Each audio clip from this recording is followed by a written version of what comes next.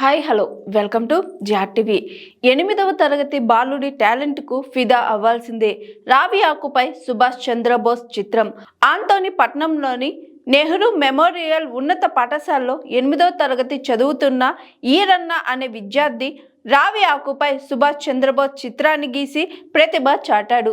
భారతదేశ స్వతంత్ర పోరాటంలో ఆజాద్ హింద్ ఫౌజ్ అనే సైన్యాన్ని స్థాపించి బ్రిటిష్ సామ్రాజ్యవాదులకు ముచ్చెమటలు పట్టించిన స్వతంత్ర సమర యోధుడు నేతాజీ సుభాష్ చంద్రబోస్. అయితే ఈ సందర్భంగా పట్నంలోని అమరావతి నగరంలో నివాసం ఉంటున్న సెట్రింగ్ మేస్త్రి ఎం నరసింహులు ఎం దేవికల పెద్ద కుమారుడు ఈరన్న ఆంటోనీ పట్నంలోని నెహ్రూ మెమోరియల్ మున్సిపల్ ఉన్నత పాఠశాలలో 8వ తరగతి ఏ విభాగంలో చదువుతున్నాడు.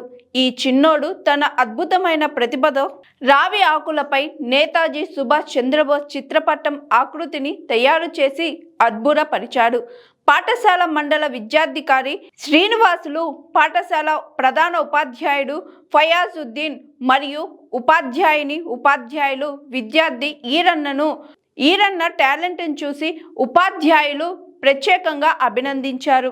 ఈ సందర్భంగా విద్యార్థి ఈరన్న మాట్లాడుతూ, డ్రాయింగ్ ఉపాధ్యాయుడు ఎన్ కీరా ప్రత్యేక శిక్షణతో ఈ చిత్రాన్ని చేశానని, ఈ చిత్రం చేయడానికి 2 గంటల సమయం పట్టిందని తెలిపాడు.